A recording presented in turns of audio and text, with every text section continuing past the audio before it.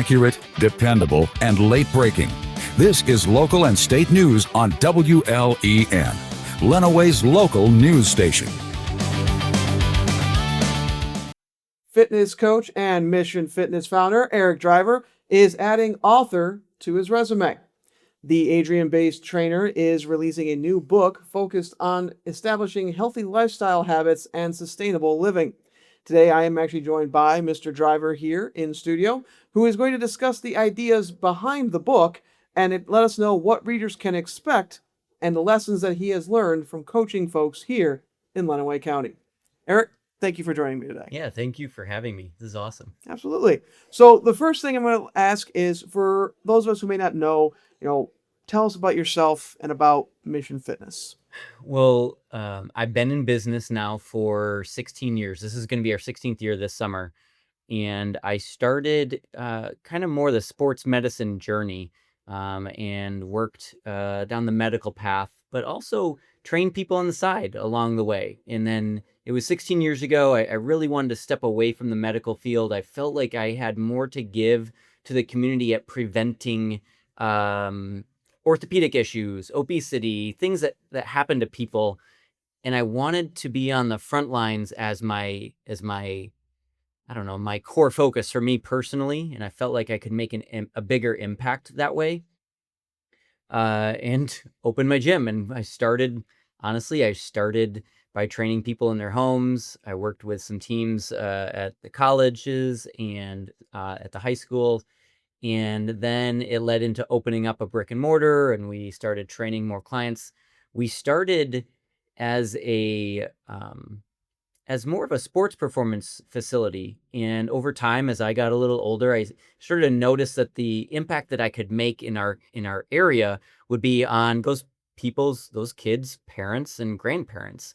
And I think it was about 8 years ago, we switched our whole training concept. We still work with youth and we have a youth program, but the focus of what we do in our gym and what I want to focus on is helping people age with strength and power, because there's a decline as we age. And I wanted to have a bigger impact on making people's second half of their lives much more rewarding. Awesome. So 16 years you've been doing this. So why now for the book? What drove that decision? I used to, we've collected many emails over all the different advertising and events that we've done. And I email that list. I don't know how many people read it, but hundreds of people read it. And I was emailing people in that list once a week. And I went to a copywriting seminar and learned a little bit more about writing. And I started writing more and more. And now I write about 5 times a week with motivational, educational concepts, and just try to promote fitness and wellness in the community and to the people that read my emails. And it dawned on me that I could probably put a lot of those ideas and concepts into a book. So it's been a journey, but yeah, I just felt like it might be a better way to reach different people. Absolutely. I agree too. But the emails can get to a certain audience, but a book does open it up to a wider range, I think. And so there's usually a central messaging there. Like you said, you had a lot of ideas that you were trying to keep in there. So what would be a central idea or some type of messaging that you would want readers to take away from this book? I think the data tells us that strength declines at this % per decade and power declines at this % per decade or per year. But the overall arching theme is that we often put a lot of things in the way or set barriers before we even try to work out, before we try to start a fitness routine or to get back on track. And the emphasis here is it's not a fitness book where it's all my fitness concepts and you should do this exercise and that exercise. It's how to overcome the barriers that limit you, and that it's not too late. It's never too late to start. And so that's the overall theme. It's quite a bit more mindset and how to motivate you to overcome those things and start down the right path. We have members at our gym, and I've worked with people. that start a fitness routine at 80. They've never trained before and they feel amazing. So there's no age, no boundary there, but that you can do it. Would you say that the idea that, motivation can be there for anybody at any age, at any time, would you say that's kind of the mindset behind the book? It's that you do have to find the things that motivate you or that drives your why. Like, why would you want to do that? Why? And so we dive deeper into that, Mhm. that concept. Yeah. Awesome. So, what is a common mistake that you see people making when they're starting out doing this, trying to improve themselves and become healthier in their lifestyles? I think a common mistake that people make is maybe starting with trying to do it on their own. Just going to the gym and doing what they see. And this is one of the drivers for why I started my business 16 years ago was that I would be training a client in a gym, in a box gym setting, and I would just see people looking around the room and trying to emulate what that person's doing or what that person's doing with no strategy. Uh, I do think walking is something you could definitely do on your own. But if you want to initiate or start some kind of resistance training program, which would probably make the biggest impact on their life and their lifestyles, it's okay to ask for help. There's people out there that can do that. Personal trainers uh, have a lot of expertise in that field working with different ages. I think the biggest mistake might be that people don't ask for help or find a buddy, and then it falls off when they get overwhelmed because they don't know what direction to go. Yeah. Well, that does make sense too, especially, with someone who has an athletic background. I played football for 15 years. There is something to having a coach there because, when I was weightlifting in high school, that was something that was always a thing. We had to Yeah. make sure we're doing form is proper. So, would you say the buddy system is probably the better idea if you are going to be getting into this? I don't know what the exact data is on a partner in a routine, Mhm. starting a routine, but I feel like what I remember seeing in the past was somewhere around those people are about 70% more likely to be successful as long as that buddy stuck with them. I hear people all the time come in. Yeah, my friend lost motivation. I'm here with me now, showing up at our door because they need somebody to help them stay on track. But a buddy system is going to make everything much easier because you're working together and you're motivating each other. And that's why partner challenges and partner workouts work so effectively. Well, and from a little bit I've read, it's always about building habits because the quick fixes don't tend to last or stick. And so, if building habits is the correct path to go down, what does that look like in reality? Uh, it it's interesting that you talked about habits because it kind of comes back to everybody does build a habit at a different rate, but something that you can stick with has to be easy and convenient most of the time. So proximity to where you might work out is important. Having somebody or an environment that's fun and inviting, that's important. Those things are going to keep you at building that habit. I think the data is somewhere around 66 days to really uh, wire in a new habit. That's a lot of days. There's a lot of things that could get in the way along the way.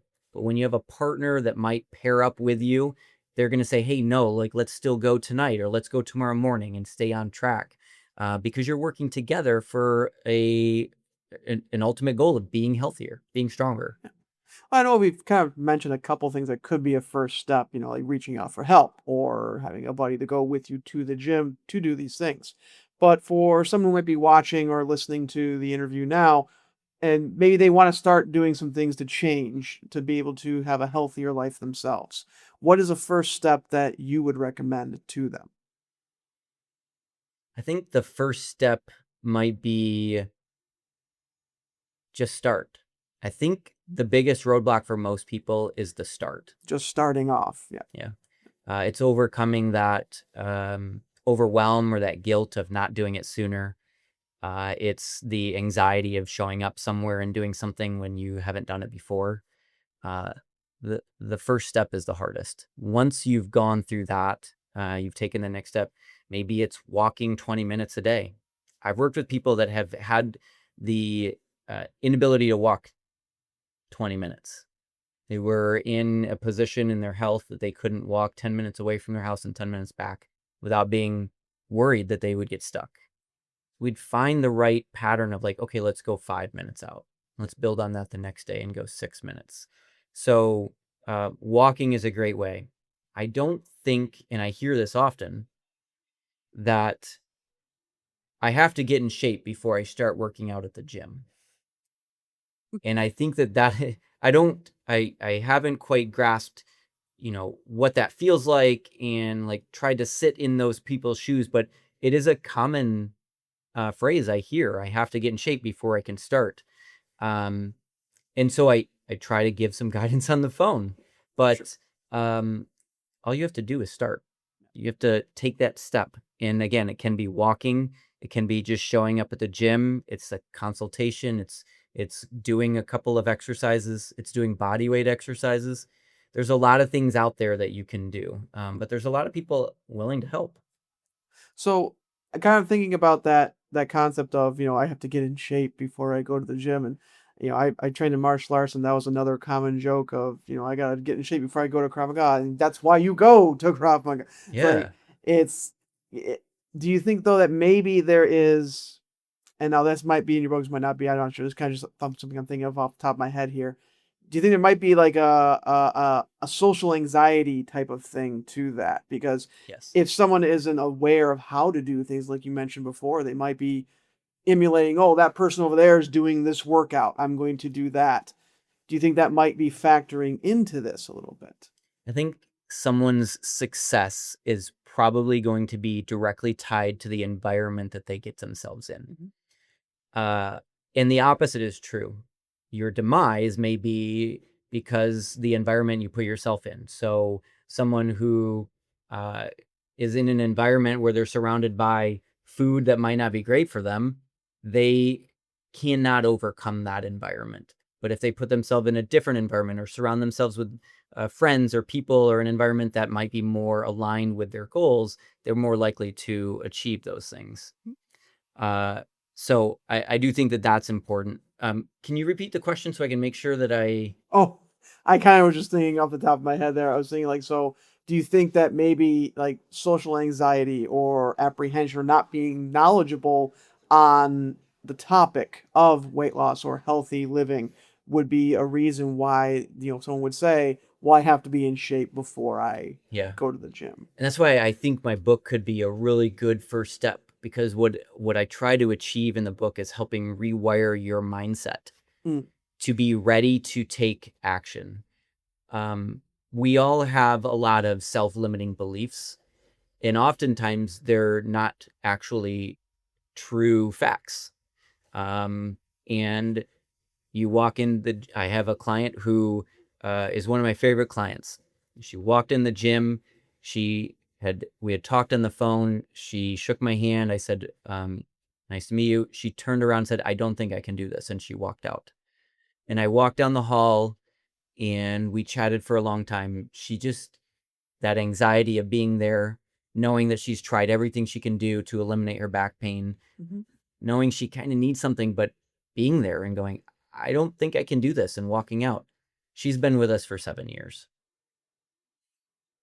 There's a lot of anxiety about starting anything new. Change is significant at preventing somebody from starting something new. It's different.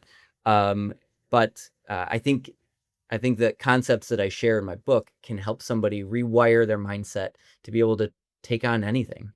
Awesome. Well, so thinking on that book for Age of Power, you might want to hold it up really quick just so we can show everybody. What do you think, what do you hope, I should say, folks feel or do differently based on some of the concepts that you have laid out for them? I share a lot of things about how to overcome barriers or overcome our own self-limiting beliefs. I know we've talked about that already, but that's a big, big part of how you can set yourself up for success. It's digging deeper about yourself before you even start. And that way, more, you have more awareness of your own limiting beliefs. And when you get to those roadblocks, you don't fall back to them. So we often don't rise to the level of our goals. We fall to the level of our standards or our systems. So we need to create the systems in place. And the book kind of helps set up the systems that you can give and provide for yourself so that you can be more successful and build on them.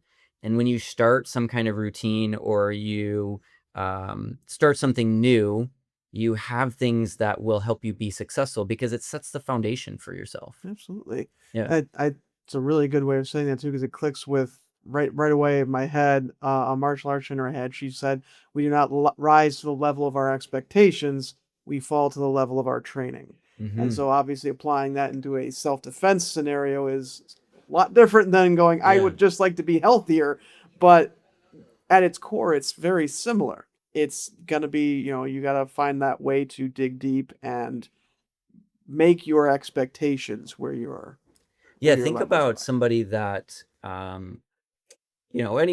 anyone that's over 40 or over 50's got something that hurts. Absolutely. In you've tried to solve it, you've gone to the doctor, you've done PT, you've done acupuncture, you've done different things, and you aren't sure what the next thing is that will help it. And you arrive at a gym to try to get stronger, and you're apprehensive about what it could feel like or end up being, or will you be hurting the next day, or will it actually work?